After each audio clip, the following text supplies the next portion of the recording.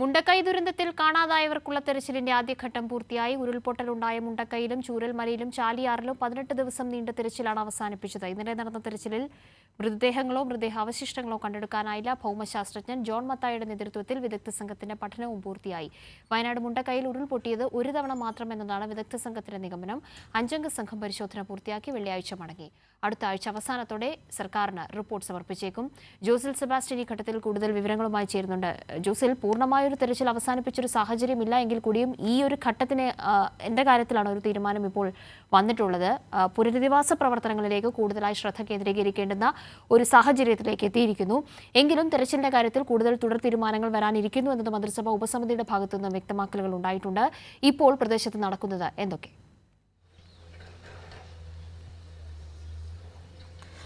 കാവ്യ, പൂർണ്ണമായ ഒരു തിരച്ചിൽ അവസാനിപ്പിച്ചു എന്ന് പറയാൻ സാധിക്കില്ല. കാരണം ഇപ്പോഴും ഈ പ്രദേശങ്ങളിൽ ഈ സംസ്ഥാന സേനാ വിഭാഗങ്ങളുടെ നേതൃത്വത്തിൽ ഇപ്പോഴും തിരച്ചിൽ തുടരുകയാണ്. ഇപ്പോൾ ഫയർഫോഴ്സിൻ്റെ നേതൃത്വത്തിലുള്ള ടീം, അതുപോലെ തന്നെ ഫയർഫോഴ്സിൻ്റെ കീഴിലുള്ള ജനകീയ സേനയായ സിവിൽ ഡിഫൻസിൻ്റെ നേതൃത്വത്തിൽ, അതുപോലെ മറ്റ് പോലീസ് ഡിപ്പാർട്ട്മെൻറ്റിൻ്റെ നേതൃത്വത്തിലൊക്കെ ഇവിടെ സജീവമായി തന്നെ രംഗത്തുണ്ട്. അതോടൊപ്പം തന്നെ എൻ്റെ പിന്നിൽ കാണുന്നത് ഇവിടെ ബെയിലി പാലത്തിൻ്റെ ബലപ്പെടുത്തൽ പണി നടക്കുകയാണ്.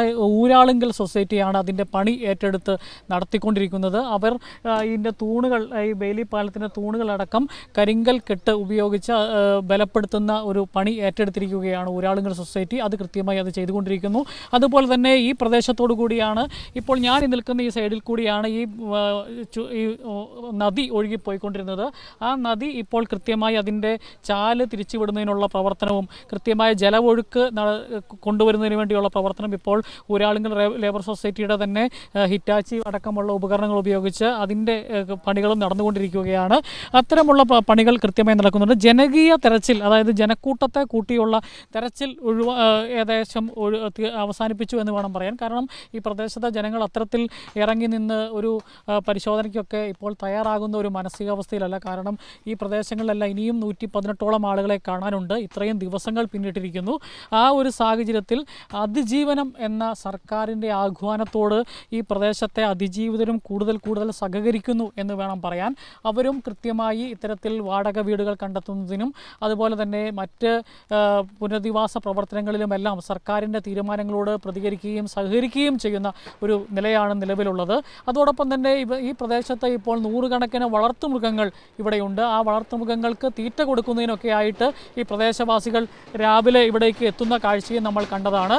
അത് ആ വളർത്തുമൃഗങ്ങൾക്കടക്കം തീറ്റ എത്തിച്ചു കൊടുക്കുന്നത് സർക്കാർ സംവിധാനങ്ങളാണ്. കാലിത്തീറ്റ അടക്കമുള്ള, അതുപോലെ പട്ടിക്കും പൂച്ചയ്ക്കും അടക്കമുള്ള തീറ്റകൾ ഇവിടെ എത്തിച്ചു കൊടുത്തിട്ടുണ്ട്. അതിൽ ചില പ്രദേശവാസികൾ തന്നെ മുൻകൈയെടുത്ത് അവരുടെ പശുക്കൾക്കും ഒപ്പം മറ്റുള്ള വളർത്തുമൃഗങ്ങൾക്കും തീറ്റ എടുത്തു കൊടുക്കുന്ന ഒരു സാഹചര്യമുണ്ട്. ഇവിടെ സന്നദ്ധ പ്രവർത്തകരായ ആളുകളും അതിന് നേതൃത്വം കൊടുക്കുന്നുണ്ട്. അത്തരത്തിലുള്ള പ്രവർത്തനങ്ങളെല്ലാം ഇവിടെ നടക്കുന്നുണ്ട്. ഒപ്പം തന്നെ പുനരധിവാസവുമായിട്ടുള്ള ബന്ധപ്പെട്ടുള്ള കാര്യങ്ങളാണ് സർക്കാർ കൂടുതൽ ഊന്നൽ നൽകുന്നത്. അത് നേരത്തെ തന്നെ സൂചിപ്പിക്കപ്പെട്ട, പല തവണ നമ്മൾ സൂചിപ്പിച്ച കാര്യമാണ്. ഈ വാടക വീടുകൾ എടുക്കുന്നതിന് വേണ്ടി 6000 രൂപ അതിപ്പം ബന്ധുവീടുകൾ ിലേക്ക് മാറുന്നതിന് അതിന് സർക്കാർ പ്രോത്സാഹിപ്പിക്കുന്നുണ്ട്. അപ്പോഴും 6000 രൂപ വെച്ച് വാടക കൊടുക്കും. ഒപ്പം സ്വന്തം നിലയിൽ വാടക വീട് കണ്ടെത്താം. അതല്ല, വാടക വീട് സ്വയം കണ്ടെത്താൻ പറ്റുന്നില്ല എങ്കിൽ ഈ പ്രദേശത്തെ ഈ 5 പഞ്ചായത്തുകളിലെയും പഞ്ചായത്ത് മെമ്പർമാരോടും കൗൺസിലർമാരോടും എല്ലാം രംഗത്തിറങ്ങാൻ പറഞ്ഞിട്ടുണ്ട്. സർക്കാർ സംവിധാനങ്ങളെല്ലാം കൃത്യമായി ആ രീതിയിൽ പുനരധിവാസവും അതിജീവനവുമായി ബന്ധപ്പെട്ട എല്ലാ കാര്യങ്ങളും കൃത്യമായി ചെയ്തുകൊണ്ടിരിക്കുകയാണ്. അതുപോലെ തന്നെ ഈ നാടിനെ വീണ്ടെടുക്കാനുള്ള പ്രവർത്തനങ്ങൾ നടക്കുന്നുണ്ട്. ഇപ്പോൾ പൂർണ്ണമായി തകരാത്ത കടകളിൽ ചെളി കയറിയൊക്കെ നശിച്ചിട്ടുണ്ടെങ്കിൽ അത്തരം മാലിന്യങ്ങൾ നീക്കം ചെയ്യുന്നതിനടക്കമുള്ള പ്രവർത്തനങ്ങൾ ഈ ഫയർഫോഴ്സിൻ്റെയും അതുപോലെ തന്നെ മറ്റ് സന്നദ്ധ സംഘടനകളുടെയും എല്ലാം നേതൃത്വത്തിൽ നടക്കുന്നുണ്ട്. അതുപോലെ ഈ രേഖകൾ വീണ്ടെടുക്കുന്നതിന് വേണ്ടിയുള്ള അദാലത്തുകൾ അതാത് ക്യാമ്പുകളിൽ ഇപ്പോഴും തുടരുന്നുണ്ട്. ഇന്നലെ തന്നെ 50ഓളം ആളുകൾക്ക് ബാങ്ക് പാസ്ബുക്കുകൾ കൊടുക്കുന്ന ഒരു നടപടി ഉണ്ടായിട്ടുണ്ട്. കാരണം ഇനി സർക്കാർ സഹായങ്ങളെല്ലാം ബാങ്ക് അക്കൗണ്ടുകളിലൂടെയാണ് എത്തുന്നത്. അപ്പോൾ ഈ പാസ്ബുക്ക് അടക്കമുള്ള അക്കൗണ്ട് അടക്കമുള്ള കാര്യങ്ങളെല്ലാം അതൊക്കെ നഷ്ടപ്പെട്ടിട്ടുണ്ടാവും. ഈ അതിജീവിതർക്ക് ഒഴുകി വന്ന ഈ ജലത്തിൻ്റെ ഒപ്പം തന്നെ ഇത്തരം രേഖകളെല്ലാം നഷ്ടപ്പെട്ടിട്ടുണ്ട്. അപ്പോൾ അങ്ങനെയുള്ള രേഖകൾ വീണ്ടെടുക്കുന്ന പ്രവർത്തനങ്ങളും എല്ലാമായിട്ട് ജനങ്ങൾ മുമ്പോട്ട് പോവുകയാണ്.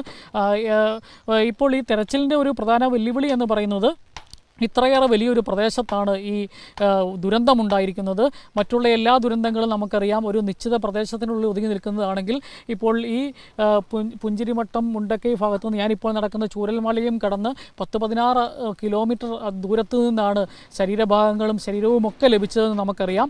അപ്പോൾ ഈ മൺതിട്ടുകൾക്കും വലിയ പാറക്കഷ്ണങ്ങൾക്കും ഒക്കെ ഇടയിലൂടെയുള്ള തെരച്ചിൽ ഇനിയും ദുഷ്കരമാണ്. നായ്ക്കളെ തെരച്ചിലിന് ഉപയോഗിക്കുന്ന പരിശീലനം കിട്ടിയ നായ്ക്കളെ അടക്കം ഇപ്പോഴും ഉപയോഗിച്ച് തെരച്ചിൽ നടക്കുന്നുണ്ട്.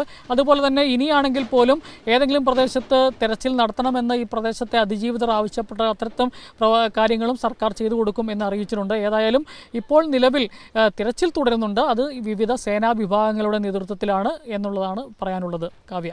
ശരി, ജൂസിൽ സെബാസ്റ്റ്യനാണ് വിശദമായ വിവരങ്ങൾ ഇപ്പോൾ ദുരന്തബാധിത മേഖലയിൽ നിന്ന് നൽകിയത്.